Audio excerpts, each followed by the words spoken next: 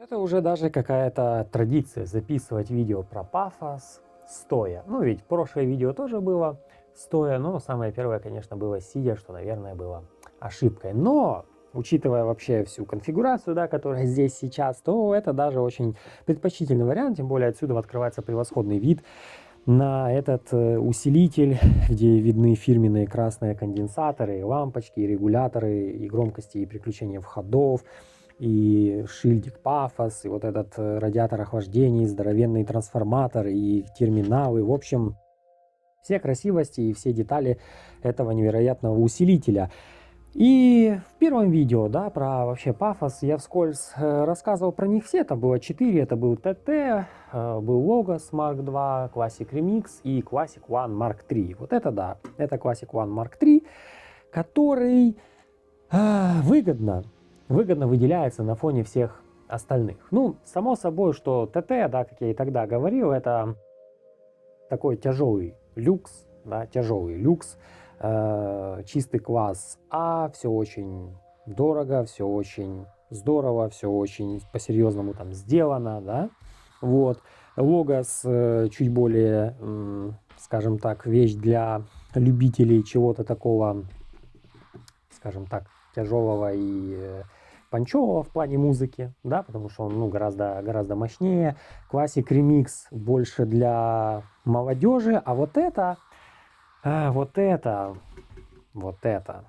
вещь максимально универсальная на самом-то деле. Почему? Потому что благодаря тому, что, ну, да, третья генерация, казалось бы, типа, ну, вот эти поколения, генерации, что они из себя представляют? Ну, как бы, типа, обычно ничего, ну, типа, да, ну, там добавили какую-нибудь платку, которая еще лучше стабилизирует напряжение, хотя здесь, кстати, это тоже есть, напряжение переработано, ну и все, да, и типа вот назвали новое поколение, да, или там, как в автомобилях, фейслифт какой-то сделали, и все. Но вот у Пафоса, да, как и у некоторых других производителей, поколение и генерация, они действительно, ну, стоящие, да, то есть они что-то реально взяли, поменяли и переработали. И вот эта малютка, которая весит, кстати, 13 килограмм, что, в принципе, даже и не дурно, да, и не дурно. Это гибридный усилитель, да, интегральный, ну, очевидно, интегральный гибридный усилитель, который работает в классе А/АБ. Каким образом? Предварительная секция это А-класс, да, ну а остальная уже усилительная это АБ-класс. Как я уже сказал, они здесь переработали элементы питания, улучшили регулятор громкости, который там собран на Бёрбрауне, который позволяет гораздо лучше и четче отслеживать низкие и высокие эти самые напряжения, да, для лучшей регулировки громкости. И вот этот вот апгрейд, да, там с первой, со второй там версии, очень даже заметен, потому как некоторое время назад, пару лет назад, да, если можно так сказать, мне удалось повстречать первого поколения Classic One. Ну, скажем так, особо не было вызвано каких-либо типа, ну, супер бурных эмоций. Да, прикольный, хороший интегральный усилитель, ну, пафос и пафос, ничего такого. Но вот Mark III, ну, это фаворит, вот просто фаворит номер один. При том, что его рыночная, да, скажем так, стоимость не особо высока, да, не слишком высока для такого уровня, откровенно говоря, для такого уровня аппарата, да, потому что он выдает звук, ну, дороже, чем он стоит, гораздо дороже. И это легко проверить и в любом слепом, не слепом тесте, на любой акустике, неважно, просто взять, подключить любого конкурента, который либо столько же стоит, либо дороже, и он его обставит. Особенно если мы будем говорить про какой-нибудь масс-маркет, так сказать, да, масс-маркет, или что-то просто, ну, сверххайповое, как, например, Macintosh. Да, как, например, Macintosh, да, и сразу же целая куча людей, которым нравится Macintosh, сразу поняли, все это видео там проплаченное, купленное и все в таком духе. Но на самом деле Пафос решает, недаром он называется Пафос, да, что там еще было, Эрос и Логос, верно? Кстати, да, у Пафоса название Пафос, есть Логос, ну, надо, да, еще сделать один какой-нибудь усилитель типа того с названием Эроса. Так вот, 70 Вт на 8 Ом, да, 135 Вт на 4 Ома и, кажется, 180 Вт при мостовом включении.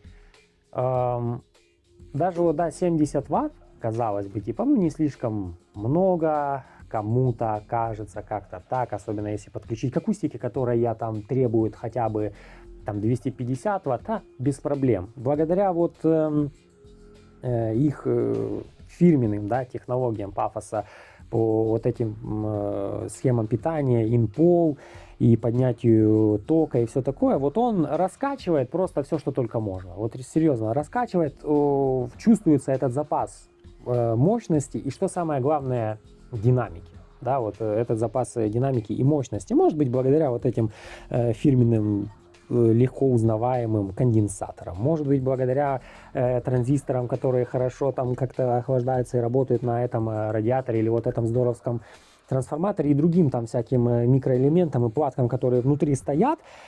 Ну вот реально, динамический запас по этой громкости и мощности, он достаточно высок. И здесь соотношение сигнал-шум, если мне не изменяет память, 90 дБ, то как бы типа не супер, да, ну, не сильно высоко и не сильно низко, типа нормально, окей. Но вот контроль акустики, да, о котором я тоже уже вскользь не раз говорил, у него на высоте. Кстати, как и пультик, да, ну, пультики, в принципе, у них у всех невероятные и похожи между собой, да, ну, просто потому что здесь-то особо ничего. Включить, выключить, мьют и регулировка громкости, вот.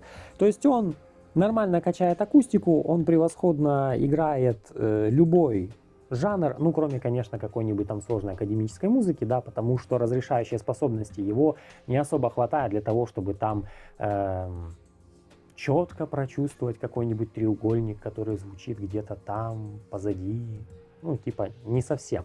Но во всем остальном штуковина, которая максимально переваривает просто все, что только можно. И да, здесь, кажется, в кадре видно, стоят блейды, да, это вторые блейды, даже с блейдами, хотя, казалось бы, зачем, да, ну, типа, зачем подключать подобного рода усилитель, который классами, не только классом, а классами ниже, да, к блейдам, ну, ради интереса, а почему нет? Тем более, что это позволит услышать именно потенциал самого усилителя, ведь акустика гораздо старше и имеет разрешающую способность гораздо больше. И неважно, это блейды, это какие-нибудь JBL, или там DALI, или Dynaudio, или B&W, особо не важно, потому что он переваривает, вот с любой акустикой он дружит, да, вот с любой акустикой он дружит, то ли благодаря, я же говорю, этим каким-то схемам питания, то ли благодаря лампам, то ли еще чему-то там, этим транзисторам, в общем-то, да. И, ну, наибольше всего мне понравилось, само собой, какой-нибудь, ну, там, типа, прогрессив, рок, да, вот что-нибудь такое, ну, немного психодела. Ну, короче, то есть ранние альбомы Black Sabbath, Led Zeppelin и более зрелые альбомы Pink Floyd, это прям то, что нужно. Что касаемо там того же, винила, то больше, конечно же, все зависит от самой пластинки, от головы, от фонокорректора, и тоже очень даже хорошо. Вот эта теплота, которая присутствует в лампах, да, хотя для кого-то это миф, а для кого-то нет, она все равно здесь есть, и вот эта сатурация, эти гармоники, они присутствуют, и звучание ощущается достаточно натуральным и живым, что, в принципе, ну, на самом же деле самое главное, ведь мы все хотим, чтобы оно звучало натурально, живо, ну, как я обычно и говорю, чтобы это было вот как будто бы исполняют вживую. И Classic One Mark III это полностью вот позволяет прочувствовать, при том, что благодаря своему внешнему виду он всегда будет привлекать внимание либо гостей, которые придут домой, либо гостей, которые придут, там, например, в офис, да, если его поставить где-нибудь у себя в офисе к своему рабочему комплекту. Поэтому штуковина очень здоровская, но в принципе другого и нельзя было ожидать от Пафоса, который сколько там уже, 20 с чем-то лет, да, производит высококачественную ламповую технику. И это очень здорово, что лампа все еще в ходу.